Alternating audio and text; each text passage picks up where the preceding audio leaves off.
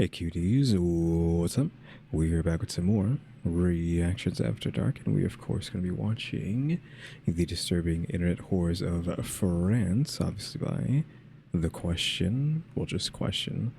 Yeah, we're doing this one today. I mean, I've done most of the other ones, right? He has volume 4 of Japan too, but we'll probably wait a bit for that. But as soon as I saw France, I don't know if it was a few days ago or what, I was like, I need to do this one. Obviously, because there's like, who's doing videos on France, right? So there's no way any of this is stuff I've seen before, right? So this should all be new. Hopefully interesting. Hopefully not too bad, right? Because you don't want bad stuff to happen to people, right? I would no radical break today, of course. Video's too short. And no hater comment. Oh, I did get a weird comment, I think, asking to give someone like $5 or something for Shin Megami Tensei 5 on Steam, I think, is what they were trying to say, which, no, obviously. How about you give me $5 for Shin Megami Tensei 5? Thanks. But yeah, we're going to get into the video.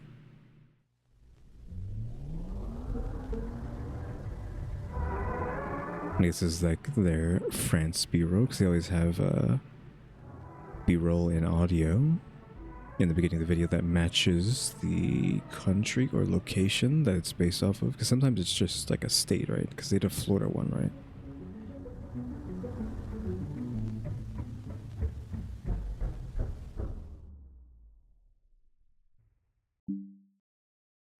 The stream that never should have happened. Jesus Christ, this is almost the entire video. Though, now that I'm hearing this, is that one stream where the guy died on stream from heart problems because of his roommates are just evil people, right? And was that in France? Question mark? Because I was just talking about, like, there's no way I know anything about this thing, but could this be that? No, there's no way. I don't remember where that. I don't know where that takes place. Where that takes place at, on August 18th, or took place. Somewhere in the Okay, it's new. hills above Nice, a man dies in front of a live audience. One of the people in the room threw a plastic water bottle at his body to see if he would. Okay, well, I lied at the beginning of the video. Most of this video has to do with that scenario, and I immediately knew what it was just from the live stream that shouldn't have happened. Title. I don't know why I immediately got it, but yeah, that is what it is. I think this is the one where, I don't know for how long, if it was for years, this older man, I think he's probably in like his 40s or something, was streaming with these younger 20-somethings, I would assume. I don't remember how old they are, just like much younger than him, right? He might have even been older than 40, he might have been 50. And they basically were just bullying him, right? Live on camera for money, essentially, right? They weren't really his friends. They were just being mean to him, treating him like trash on stream for years, but like he had a heart problem, and then eventually they just kept trying to keep him up, I think, all night and not let him sleep or something like that, all live on stream. And I think he might have even said like he wasn't feeling good, but they just kept waking him up, and then I think his heart just gave out live on stream. Question mark. But of course he was like in bed, so no one knew that he had died. Like, this one is just like, oof. I don't even know if they got in trouble for that, because it's like, oh yeah, it's not their fault, right? Despite, however long it's going on, let's assume years of bullying live on stream, right? Like live footage, probably VODs of evidence of these people doing this to them. But it's like, oh, who cares, right? Or not who cares, but like, that's what they would say, like, who cares? It's just bullying. It's not actual, whatever you want to call it. It's not, they didn't quote unquote kill him, but you could argue yes they did. So yeah, this one's pretty messed up, even though I just explained the entire thing already. When is this? About 17 minutes? move, and he didn't. all while the stream stayed live. His name was Raphael Graven. He Yep. was 46 years old. The internet knew him. Yeah, 46. Yeah, that's what I was saying. I thought he was in his 40s. Portmanov. If you've never heard of that name, it isn't because of the story is not worth knowing. It's because for a long time, the people who knew exactly what was happening had every reason to keep it quiet. And the people who could have stopped it chose not to look. Raphael was born on January 26, 1979. Born in a working class town that was industrial and quiet. He would join the military, serve, and got out. And by every visible measure, lived an unremarkable civilian life for years after, unemployed, living with his 70-year-old mother, middle-aged, and stuck in a way that was his own kind of slow suffocation.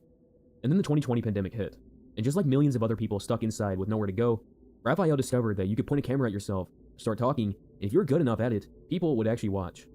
He started off on TikTok, GTA 5 clips, FIFA content, and he was genuinely funny to the viewers who watched him.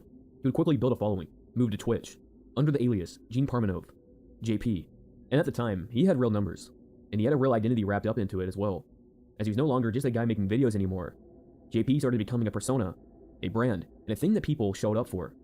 He started playing the game Fortnite, and while he was raging on camera, a man named Owen saw him. Owen went by Naruto online. He was 23 years old. He had a streaming setup in an apartment, and Yeah, like I said, like a bunch of 20-year-olds bullying a 40-year-old man. plan. And he thought Raphael, this older guy, was genuinely funny, unfiltered, and the kind of raw energy that reads well on a camera. And he could be useful. So he invited Raphael to come stream with him. And Raphael said yes. He needed someone. And they argue this was like even like hostage situation. I could know this because more of the information is rolling back to me that they were essentially keeping this man hostage as a tool to make money, right? Because I don't think they would let him. They probably argue like, oh, he could leave whenever he wanted to, but not really? Question mark. Somewhere to go. He needed something. And in 2023, he'd make a decision that changed everything. He left Twitch and moved to Kick. Kick is a streaming platform that launched in 2022, being backed significantly by Stake, one of the biggest online gambling companies in the world. And the platform's pitch is blunt from the beginning, that they'll allow what Twitch usually doesn't. Gambling streams, extreme content. I mean, that's the problem, right? They were on Kick and not Twitch, which is how I think they got away with abusing this man. It's not bullying. I'm using the word bullying. They were abusing him live on camera for money. Things that were getting people banned anywhere else was allowed on Kick. Kick was where you go when every other door started to close. Streamers who had been deplatformed came flooding in, and their audience would follow. And JP, who'd been pushing at the edges of what Twitch allowed, found that Kick, there were no edges to actually worry about. And his numbers exploded. Over 1 million followers combined across TikTok, Instagram, and Kick, and around 190,000 on just Kick alone. But at his peak, he was sitting between first and fourth among all French streamers on the platform globally. And for a guy that was just a casual civilian who started making FIFA clips in his living room, that's a level of reach that's genuinely hard to comprehend. He built a crew around himself called Layla Cow, a rotating cast of co-streamers and personalities. And it really started to look like a family that was chaotic, loud, and bonded by the shared insanity of doing this for a living. But mainly, two names matter here. Owen, 26 years old, who went by Naruto, and Safine, 23, both core members of the group. They both regularly were on camera with JP. But by January 2026, both of them would be sitting in a French police station answering questions. Okay, in a police station, but I don't think it actually matters. I don't think they actually are going to get jail time. Though it's 2026, this happened a while ago, so they're just barely being questioned in 2026, even though this happened a while back. I think it's 2025, but I think maybe even earlier than that, but maybe it was last year this happened next. I completely forgot this was something that did happen, but About how someone ended up dead. because it wasn't really that long ago. And to understand why, you have to understand what their content actually was. In France, it's called trash streaming, or pato stream, depending on who you're talking to. And the mechanics of it are more predatory than the name suggests. A streamer sits in front of a camera. Viewers donate money in real time. And in exchange, they get to decide what happens to the streamer. We're not talking about just a wheel spin or a funny challenge. Something gets done to the person on camera, that being a slap, choking, sleep deprivation, forced drinking, literally any type of humiliation. It was whatever the donor wanted. It was all calibrated by how much they were willing to pay. 5 euros gets you something. 500 euros gets you something else entirely. And the streamer watches the donation total climb and has to decide, say yes or lose your audience. And legally, he consented. Nobody's holding a gun to him, but the whole system is rigged, so that saying no tanks your income, tanks your follower count, and it tanks your credibility of the thing you've been spending years building. So you keep saying yes, even when you shouldn't, even when your body is done. And you keep saying yes until you physically can't anymore. And what happened next did not happen all at once. It wasn't a situation Raphael walked into knowing. It was built, slowly and deliberately over years. The early content was quite simple, trying to get a reaction out of the older guy, pranks, teasing. Raphael getting frustrated on camera, which people would find funny. It generated views, which generated donations, which showed Owen and Safine, the other core member of the group, that the formula worked. That's just positive feedback, right, for doing this messed up stuff. It's like, oh, do bad thing, get money. Must do bad thing even more then. And that the formula needed Must escalate the bad stuff to get more money. to escalate. And that's when the slap started, and then chokes, and then paintball guns, shooting him on camera, point blank for content, and then being folded into the trunk of a car while Owen drove over speed bumps at 50 miles per hour. Humiliations designed to make him cry, which he did, on camera, and in clips that still exist that has been watched millions of times in the months since his death. And the more unhinged it got, the more money they made. And the more money they made, the more it escalated. The viewers chose what happened, and it got worse and worse the more the audience grew. And by the time Le Locale was operating at full scale on Kick, they were pulling roughly about 20,000 concurrent viewers at peak. They had about 190,000 followers on the platform. And in fact, Kick's own French social media team promoted their streams regularly, amplifying the content to audiences who haven't even found it yet. And the thing is, the control over Raphael wasn't just on camera. Owen owned the apartment that Raphael lived in. When Raphael had enough and wanted to stop, to walk away from a challenge or from a stream, or from the arrangement entirely, Owen had his response ready, that you'll be evicted, you'll have nowhere to go. We saved you. You were nothing before us, and you're nothing without us. Are you man enough to handle this or not?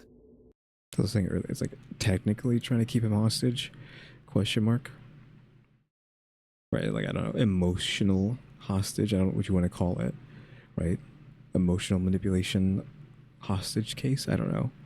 There's probably some sort of word for it, of like trying to keep someone hunkered down in abuse via blackmail, manipulation, what have you, so that they are, for all instances and purposes, kidnapped, or not kidnapped, but held hostage, even though technically they aren't being held hostage.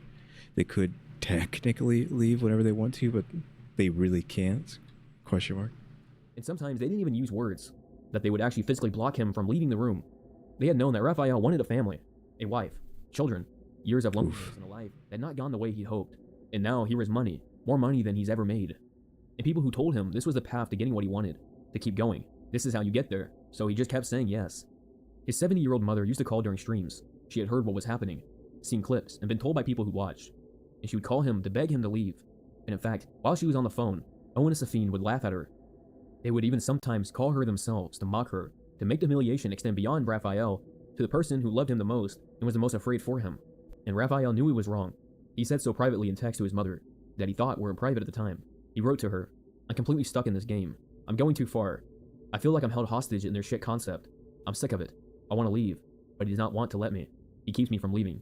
Owen found the phone, sat down in front of the camera, and read those texts to a live audience, all while laughing. And in fact, both members knew about his heart. It had come up on stream, his medication and his condition. There were even clips of him shouting at them that he needs to take his medication while they were hitting him. Documented, all on camera, in HD, streamed to tens of thousands of people.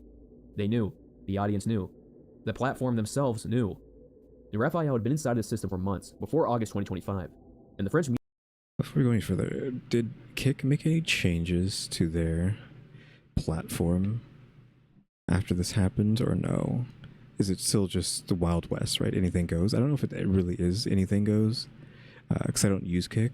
I think I have like looked at Kick for like a couple seconds here and there before, but I couldn't tell you what I had saw on there. So I don't know what, again, I don't know what is still legal and what isn't. Like, is it literally just anything goes? Like, this is literally just torture, pornography, YouTube. Yeah, you know, it's just torture corn, right? Soft core torture corn. Media had been watching it. Mediapart, one of France's most respected investigative outlets, had been reporting what they called the business of mistreatment surrounding JP and the local since late of 2024. The warnings were out there and the investigation was already underway. And in January of 2025, 7 months before Raphael died, Owen and Safine were taken into custody, not for what they were actually doing to Raphael, but what they were doing to another person in the group, a disabled man named Kyuuties, who was also being abused on stream, and whose situation had drawn enough attention to trigger police response. They were questioned, but they denied everything, and they were eventually released, and nothing was... I'm guessing they were trying to look into this one because it's... I don't know what this guy's issues are. Like, this is something's wrong with him, right? So I guess it's, abuse of a disabled person, calls for immediate action, question mark. And that's why they actually came to try to come do something about it, despite Raphael being the one really being dogpiled on for so long. Was done, and the streams continued. The final stream started around August 5th or 6th. The premise was a gaming marathon. They couldn't stop streaming until they finished a game. It was simple enough as a concept, except finishing the game kept being prevented, extended, sabotaged, and Raphael... I would hope that something actually happened to these guys, because the police already came for what they were doing to the other one. Again, I think he said he was disabled, and now another guy just died. So it's like, hey guys, like, come on, one guy died in their presence of their nonsense, and you already came here before because of their abuse of a disabled person. Like, come on, something has to happen. No, as a concept, except finishing the game kept being prevented, extended, sabotaged, and Raphael was being woken every time he fell asleep by whatever method the audience was willing to pay for. Noise. Yeah, that's not really good either, because like waking someone up, I think it jolts their heart if you're like forcing them to wake up abruptly. Like, I know how that feels. Question mark. Like, with me, like, even just opening my door wakes me up, and it does not feel good. Physical contact, whatever it took to keep him from resting. It ran somewhere between 280 and 298 hours, about 12 days non-stop with the camera on. The human body starts breaking down meaningfully after 24 hours without sleep. After 72 hours, cognitive function is severely impaired. Hallucinations become possible. The body starts making decisions you never consciously make just to survive. And after 12 days, combined with physical abuse on camera, combined with alcohol, combined with a body that was 46 years old, and had been running this content for months now, there was no version of this that would end well. 40,000 euros poured in over those 12 days.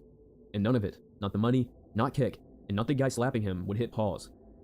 During those 12 days, Naruto Safin slapped him on camera, strangled him, and when JP looked like he couldn't go on, the donations started spiking, the chat would push harder, and Raphael, who'd built his entire identity around being the one to never quit, kept going. On August 18th, 2025, in a village fewer than 2,000 people in the hills above Nice, Raphael stopped moving. At some point, the people around him noticed he wasn't responding the way someone's sleep responds. Viewers in the chat had noticed too. They had been watching him for a while, and something about his stillness was different. Some of them even donated specifically to wake up the co-streamers and alert them. And the co-streamer's first response was to throw a plastic water bottle at his body, and then to slap him, but was met with nothing. The chat erupted. Some people knew immediately, typing that something was wrong, begging for some to call for help. Others were just posting laughing emojis, and the stream stayed live the entire time. I was wondering if there's a scenario here where he wasn't quite gone yet, and maybe something could have been done, or he was already like seriously gone and something they could do. But I mean, either way, it's still messed up. But if they weren't goofing around, maybe he could have been saved. You would have hoped, but I don't know. While the audience worked out what had just happened before anyone in the room admitted it out loud, emergency services eventually were called. Raphael was taken from the property, and he was pronounced dead at just 46 years old. The autopsy results were, in their own way, the most disturbing part of the entire story. There was no trauma, no broken bones, no single act of violence that he could point to and say that was the thing that killed him. And the official cause of death was medical, extreme physical exhaustion, possible pre-existing heart and thyroid issues that the 12-day assault on his body pushed past the point of no return, with some bruising, but nothing that would look, on paper, like murder. And that's what makes it so hard to prosecute and so easy to dismiss. The system itself killed him. It wasn't one single punch, not one chokehold. It was 12 days of a body being pushed past every limit it had, on camera, and for an audience that kept paying to see more. And the reaction of France was immediate. For millions of the French people, Raphael's death was the first time they've heard of the words trash streaming, the first time they've ever heard of a platform that they barely even knew existed, and in a scene that had almost run invisible for years. A man who had been systematically destroyed in front of a paying audience. We're looking at this scene again, and we haven't heard any conversation out of any of them, so we don't know how they talk to each other. Like, they're just talking here, right? And it's just like, what is wrong with you? The guy on the, you can't see him, the guy right here, the main guy, Owen, right? Because they're talking and he just throws, I don't know, probably like a straw wrapper at him in his face. Like, what are you, freaking 13? Are you a preteen? He is 26, right? Because I think he's older than the other guy. The other guy was like 23. Like, what happened to make you, or you're still acting like this, you know, just throwing trash at someone at 26 years old? You have full frontal cortex, right? That's what it is. Your full frontal lobe is developed, and this is how you're acting still. I mean, you can play around and act like a kid, right? There's nothing wrong with that, but it's just, this is like malicious childlike behavior, question mark. And the only people raising alarms have been largely ignored. And as for Kick, they stated that they couldn't monitor every stream in real time, that moderation at that scale is nearly impossible. Except he's like the biggest streamer on the platform, so you most likely would have the likelihood of you having someone who works at Kick being in the streams, watching the streams, is like highly likely. And by late January 2026, Naruto and Safin were back in custody. The second time they'd been brought in, having been briefly held and released earlier. But this time the charges being considered were serious. But of course, both denied responsibility. What would it be, manslaughter? Both claimed the on-camera acts have been scripted for content and staged for buzz. None of it was scripted, and saying, oh, it's all scripted, it's all fake, sure. Because they could just keep saying whatever they want and get away with it. They got away with it the first time with the disabled man, and they've been getting away with it with Raphael, so why wouldn't they believe just denying it won't save them? Actually real. In the same month, Paris prosecutors went further, requesting international arrest warrants for Kick's management team, who ignored summons to appear before investigators. And Kick is still operating, and the probe is actually still ongoing. And looking back at Raphael's content, it's honestly really sad to see where his career went. He started in those early videos being really funny, a former soldier cracking jokes while playing FIFA, somehow ended up with millions of people watching him, and a new type of content where he was doing anything the chat wanted him to. And it got to the point where he kept saying yes, because if he stopped, it meant losing everything he spent years constructing. His followers, the income, and his identity, as JP wasn't a username anymore. It was the only version of himself that anyone was paying to see. So he kept saying yes, right up until he couldn't. Yeah, I mean, that one just sucked. I mean, that one went around the internet, I think, when it happened. Question mark for anyone who's like a content creator, I'm pretty sure saw that. Question mark. That news. Again, I was expecting anything that had to do with France to have nothing I'd known about, but like, I don't know why, like immediately as soon as I saw a live stream that shouldn't have happened title, I was like, wait a minute, did that happen in France? And it's just like, oof. Again, like, get these guys arrested, please, for the love of God, arrest these men. I know that, like, they're still not in jail yet, and they're still trying to get them in jail, but like, figure something out. France law enforcement, figure something out to jail these guys, man.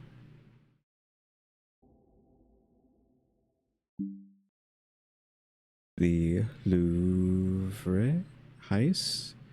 Louvre heist? I don't know how you would say that.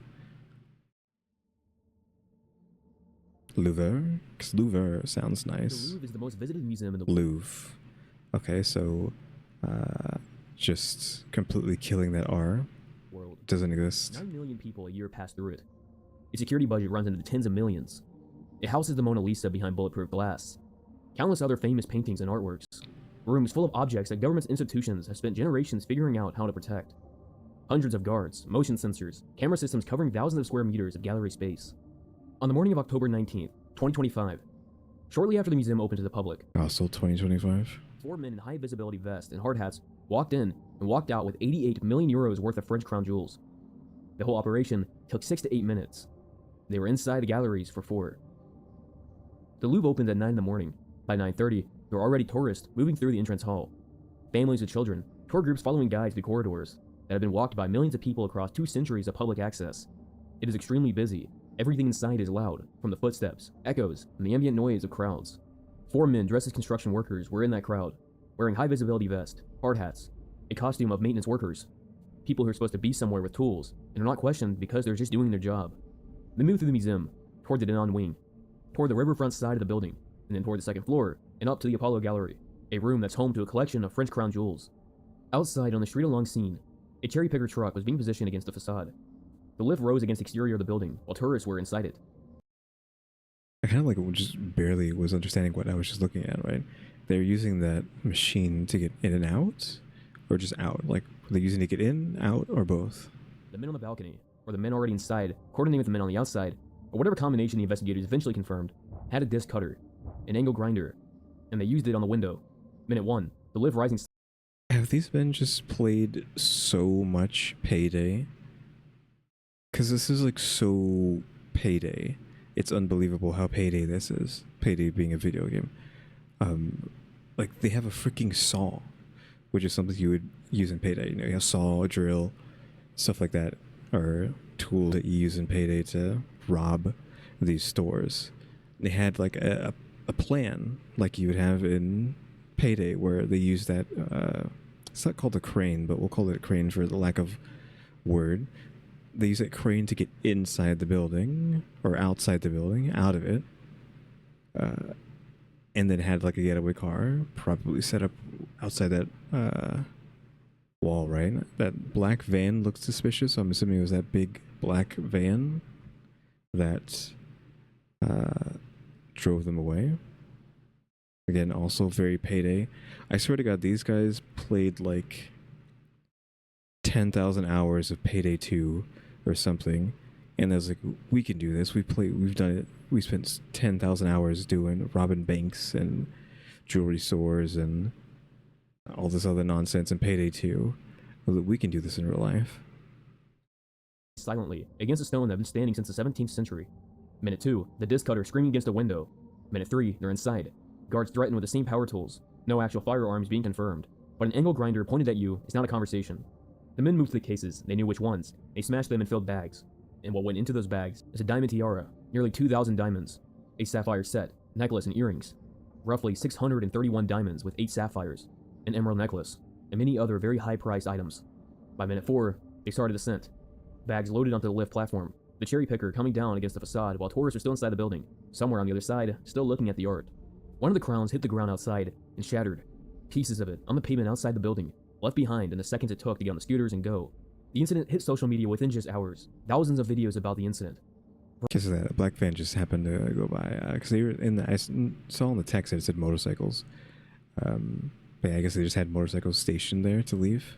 Versions hitting between 10 to 50 million views across platforms before the week was out. And of course, conspiracy TikToks got there immediately. People claiming it was an inside job, staff involvement, former employees, security contractors that knew the layout. But the questions of speculation was just gesturing at what actually happened. 4 men dressed as construction workers who walked into the specific room with the largest museum in the world, using a lift to reach a specific second floor balcony to cut through a specific window and walk directly to specific cases. They knew the layout. They knew the entry point. They knew which rooms had no cameras. 88 million euros of French crown jewels don't end up in your bag in under just 4 minutes because you guess well. In just weeks following the heist, 4 suspects were arrested, identified through scooter plate footage. Most were detained by late October of 2025. Some were released on bail pending the ongoing investigation, and as of March 2026, all 4 primary suspects are believed to be unidentified. But the jewels, So they know all of them. well, the bulk of them, remain missing. And in February 2026, the director of the museum resigned. The security failures from the heist were part of the pressure. The museum commissioned a full audit, the camera gaps as a result of accumulated delays that should have been addressed just years earlier. The gallery was closed for about 3 days after the heist, and then reopened with enhanced security. When it reopened, people came specifically to stand in the room, not because there was really anything to see, but because the cases that held pieces were gone. The room was the same it has always been. They came because the room itself became something, the place where it happened. We can argue, well, they're going to get like big business now, assuming you have to pay to get into this place. They'd be happy about that at least, but still. I'm telling you, these guys put like 10, 20, 30, 40, 50,000 hours in Payday, Payday 2, maybe Payday 3. I think Payday 3 would have been out by now when they did this, even though Payday 3 was kind of like a flop. You know, they just played all 3 of those games for extended amount of time, or like, yep, we know exactly how to rob this place. The Louvre kept running. 9 million visitors a year continued. The Mona Lisa is still staying behind her glass. Guided tours moving through the wings on a schedule within a week. There's no way Payday 3 doesn't make this scenario into a heist that you can do in Payday 3. There's no way. It might even be a heist you can do already, because you can already, like, stealing art is something that's in Payday, so there's no way they don't do this exact heist in Payday 3. Because it's not like anyone got hurt, question mark, or killed. It's just a robbery. So I think it might be fine to imitate that in a video game, question mark. The museum today is still open. The room is still there, but now the cases are empty.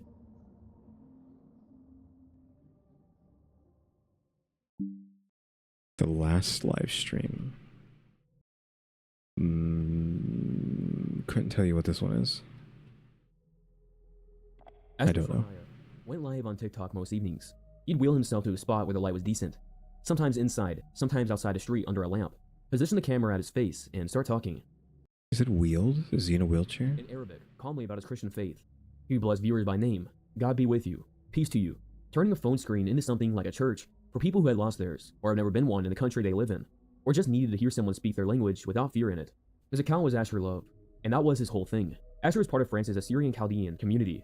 Around 30,000 people, many of them being refugees, and most of them carrying the same story in different variations. They are some of the oldest Christians on earth, and when ISIS swept through northern Iraq in 2014, that community was systematically erased, with churches being burned, villages completely emptied, and Christians were given 3 choices of convert, pay a tax that amounted to extortion, or die. And Ashur fled.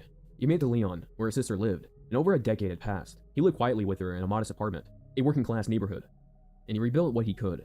He found TikTok in a way to stay connected, to share his faith, sensing that what he believed in still mattered, and it was worth saying out loud. And for a lot of people watching his streams, he was a thread back to something, a familiar voice in a language that didn't get much airtime in France. Okay, so where's this gonna go? This is the last live stream. You'd hope it would just be like, okay, he just stopped live streaming and nobody knows what happened to him. So he could be doing anything, he could be just living his life and just chilling. But since we're getting this whole specific backstory, is he going to be assailed on camera by arguably his enemies, question mark? Or the enemies of his lifestyle? A disabled Iraqi refugee in a wheelchair who had survived the unsurvivable and was spending his evenings sitting under a street lamp, blessing strangers by name. And the threats were not new.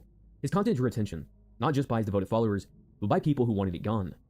Mass reporting campaigns flagged his videos until TikTok suspended or restricted the account. I mean, he's literally not doing anything. He's literally not doing anything. This happened repeatedly. Anonymous calls, comments that went beyond disagreement into something uglier. And in March 2025, 6 months before a major... Okay, 2025. He told his sister that he'd been physically attacked, and she would later tell reporters that he had no enemies and no problems with really anyone. He was kind, discreet, and deeply... Well, I mean, enemies that... in real life, I guess. He probably has like a lot of enemies online, just doing what he's doing, right? Because he's constantly trying to get people... people are constantly trying to flag him. And he only did his live videos to spread the word of God, but suspensions kept coming. He came back every time, every evening, the same spot, the same camera, and the same calm voice. And on September 10th, 2025, in a country that recorded 13% rise in anti-Christian incidents in the first half of that year alone, Ashur was outside his building. It was around 10:30 that night, and he would actually be live for quite a while. And the chat itself was actually warm in the way it usually was, with amens scrolling, people sending gifs, heart emojis. It felt normal, safe, the same kind of stream that happened every other night, with no... You also can't tell where he's at either. So it's not like you can just be like, okay, well, I'm assuming that he didn't like pull up to the spot on the camera. Like, it's just staring at the sky, so there's no way you could calculate where he's at. So either it's just, you know, someone who just hates Christians that's just walking by and notices, hey, this guy's doing some Christian stuff, I'm going to get rid of him, or maybe she's like a really devoted stalker who's like, I really hate this guy and I gotta find him and get rid of him. I don't know. No one expecting anything to go wrong. But nobody knew that a hooded figure had been standing outside that same building since 9:15 p.m. Nobody knew he had Ashur's livestream open on his own phone. That for 30 to 33 minutes, he'd been watching the stream while waiting for the man in the stream to come home. Okay, so he knew his house, or he knew where he lived, and was waiting for the live stream to end so he can go to his house and get him. When Ashur's wheelchair came through, the figure moved toward him, drove a knife deep into his neck. A carotid artery was severed. Ashur went into cardiac arrest almost immediately, and he died at the scene, at 45 years old. In the chat, the shift happened within just seconds. Questions flooding in. What happened? Ashur. The camera was still on his face, now silent, with blood coming from his nose and his mouth, before the stream cut out, or was reported, or simply just stopped. And the people who had just been in his chat typing prayers just 30 seconds earlier were now typing emergency numbers, trying to get him help. Ashur's sister wasn't watching that night. She found out because a friend who had been watching called her. I mean, thank God. Like, no pun intended, obviously, but you know, like literally, like thank God she wasn't watching that. Like to see her brother, like horrifically murdered live on camera. Like, jeez. And this is how she would learn her brother was dead. The attacker left immediately. Dark clothing, his hood up, and moving fast. A witness outside the building filmed him going. He switched his phone off. He didn't even go home. He took a bus to Milan that night. He stayed in Rome until September 24th, and then traveled south, putting distance between himself and Leon, while French authorities That is highly specific. I'm assuming they found the guy then, if they knew all that. began working out who he actually was. But eventually, he was arrested in Andria on October 2nd, just 3 weeks after the killing, extradited to France on October 27th. And in November, he was charged with murder in connection with a terrorist organization, Death the Criminal sentence. Terrorist Association. His name was Sabri B. He was 27 years old. Okay, so he's just a terrorist. His first statements, he denied being there at all. And then his cell phone records came out. His location data outside the building from 9:15 to 10:50 p.m. The log showing him watching Ashur stream for over 30 minutes before the attack. The witness footage of him running, and the bus tickets to Milan. He would eventually change his position, admitted that he was the hooded man in the footage. He admitted that he was there waiting, and he called it an unfortunate accident. 33 minutes of watching a stream, a knife to the carotid artery, and a bus out of the country within just an hour was apparently an accident. Hey, what do you mean, like, it's an accident that you... Like, your knife went into the carotid artery of a man in a wheelchair? Question mark? And as of March 2026, Sabri B. remains in pretrial detention. The anti-terror investigation is still ongoing. Pre-trial detention. I don't think I've ever heard those words before used like that. But yeah, I mean, death sentence, question mark, life. I don't know if France does that.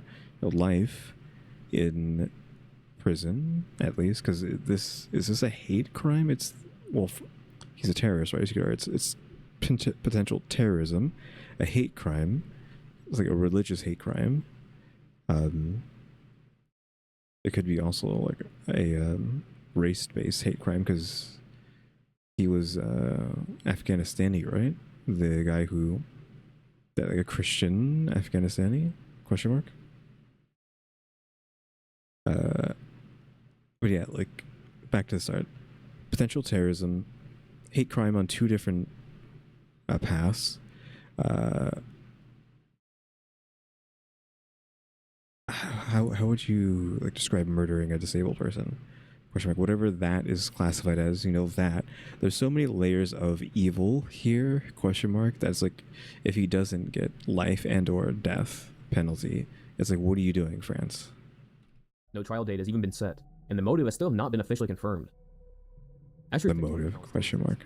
His old preaching videos are still on it, still being shared by people who never met him.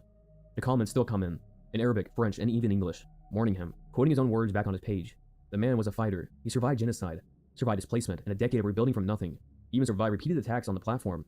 And the only thing that possibly could have stopped him was a man who spent 33 minutes watching his stream with a knife ready, waiting for him to come home, all while the camera was still recording when he fell. So that is going to be that for today. Again, I can't believe I said at the beginning, like, there's no way I was going to know anything in this video, and the more than half the video is this situation where I distinctly know a lot about. Again, a fortunate situation. Get those guys in jail, please. France, put those guys in jail. This one is just dumbfounding that people actually pulled off a real life Payday 2 heist. Payday 2, Payday 3, whatever. A payday heist. Like, I can't believe it. And this one is just like, this is just evil, right? This is just pure evil. What happened to this man? Question mark. Yep, that is going to be it for today. I don't know what we're going to be doing tomorrow. Maybe there won't be a rad video tomorrow, even though it's Friday, right? Again, I did say in a post a while back that I had to do something yesterday and something tomorrow, so we'll see if I do anything tomorrow. I need to get around to those two Stephanie videos. I don't know if it's a Rotten Mango video or Stephanie video, but we need to get around to the Stephanie videos, I think. Her newest ones. Because it's like a two-parter at least. So, need to go do that. Big Kyuuties, thanks for watching. Remember to buy my stickers, like while becoming a member, subscribe if you haven't subscribed, because we're getting watch time and subscribers, and don't forget we have a throne as well. And shout out to the members, EmmyStarr, RaleyDrew, and alexgkiller 880. Big Kyuuties, thanks for watching. Tune into the next episode. Like, subscribe, comment. Another do. Like, subscribe, hype, and comment. Another do. See ya.